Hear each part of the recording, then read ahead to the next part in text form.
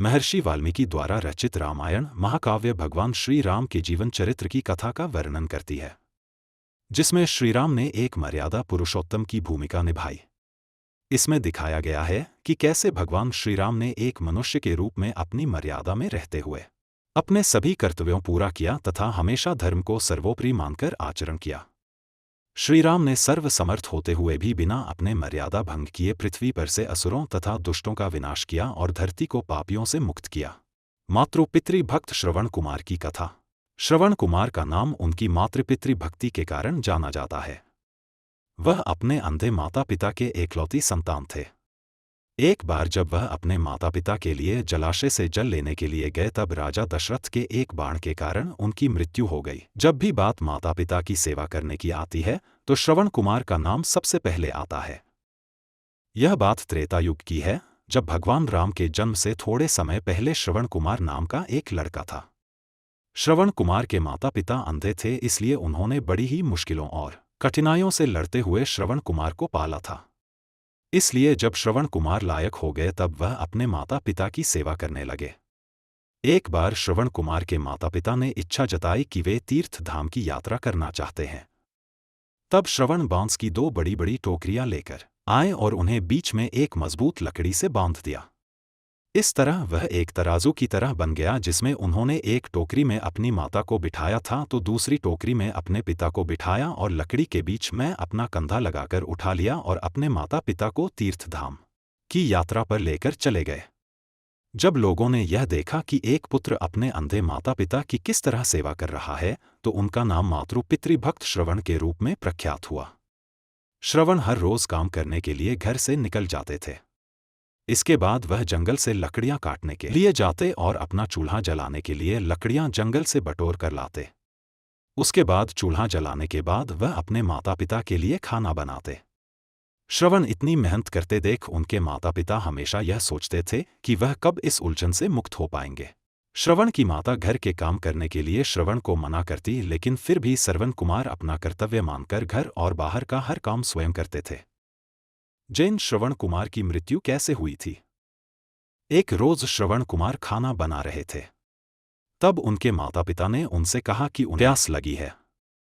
अपने माता पिता की प्यास बुझाने के लिए श्रवण कुमार नजदीकी जलाशय से जल लेने के लिए चल पड़ते हैं। जब श्रवण जलाशय से जल भर रहे थे तब उनके बर्तन से ऐसी आवाज निकल रही थी जैसे कोई जानवर पानी पी रहा हो। ठीक उसी समय अयोध्या नगरी के राजा दशरथ शिकार के लिए जंगल में आए हुए थे। राजा दशरथ के पास शब्दभेदी बाण चलाने की कला थी, जिसमें वह केवल ध्वनि सुनकर अपने बाण को निशाने पर मार सकते थे। श्रवण कुमार पानी भर रहे थे। उनके बर्तन से निकलने वाली ध्वनि जब दशरथ ने सुनी तो उन्होंने सोचा कि वह कोई पशु है जो कि जल पी रहा है।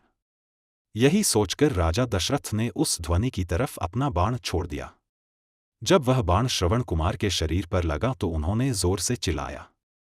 श्रवण कुमार के चिल्लाने की आवाज सुनकर राजा दशरथ को आभास हुआ कि उन्होंने किसी मनुष्य पर बाण चला दिया है।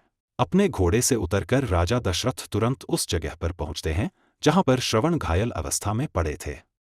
राजा दशरथ को अपने किए पर ग्लानि महसूस होती है और वह मन ही मन बहुत दुखी होते हैं और श्रवण कुमार से क्षमा मांगने लगते हैं। श्रवण कुमार उन्हें धीरज बंधाते हुए कहता है कि महात्मा, आप जो भी हो, मेरा केवल इतना काम कर दीजिए। मेरे माता पिता अंधे हैं तथा वह नजदीकी कुटिया में मेरी प्रतीक्षा कर रहे होंगे। आप यह जल ले जाइए और उनको पिला दीजिए। यह कहकर श्रवण अपने प्राण त्याग देते हैं। दशरथ को मिला था पुत्र वियोग का श्राप। अपना मुख शर्म से नीचा करके राजा दशरथ श्रवण कुमार से वह जल का पात्र लेकर उसके माता पिता के पास पहुंचते हैं। वहां पहुंचकर जब राजा दशरथ उन्हें जल पीने के लिए कहते हैं तब वह दोनों उनसे पूछते हैं कि उनका बेटा श्रवण कहाँ है। तब मन में दुखी होते हुए गिलानी से भरपूर राजा दशरथ उन्हें सारा वृतांत बताते हैं कि वह उनके अपराधी हैं तथा उनके फूल के कारण उनके पुत्र श्रवण कुमार की मृत्यु हो चुकी है।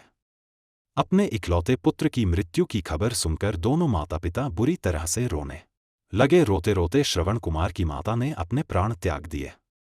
तब श्रवण के पिता ने राजा दशरथ से कहा, हे राजन, तुम्हारे एक भूल के कारण मेरे पूरे परिवार का विनाश हो गया। पहले मेरा पुत्र मारा गया और अब मेरी पत्नी ने भी प्राण त्याग दिए, तो अब मैं भी अपने प्राण त्यागने जा रहा हूं। इसलिए मैं तुझे श्राप देता हूं कि जिस तरह आज मैंने अपने पुत्र के वियोग में अपने प्राण त्यागे हैं, उसी तरह तू भी भविष्य में एक दिन अपने पुत्र के वियोग में प्राण त्याग देगा। राजा दशरथ को यह श्राप देते हुए श्रवण के पिता भी अपने प्राण त्याग देते हैं। उसके बाद मैं दुख और ग्लानि से भरे हुए राजा दशरथ उन तीनों का अंतिम संस्कार करते हैं। तो ऐसे ही ज़्यादा से ज़्यादा वीडियोस देखने के लिए हमारी चैनल से जुड़े।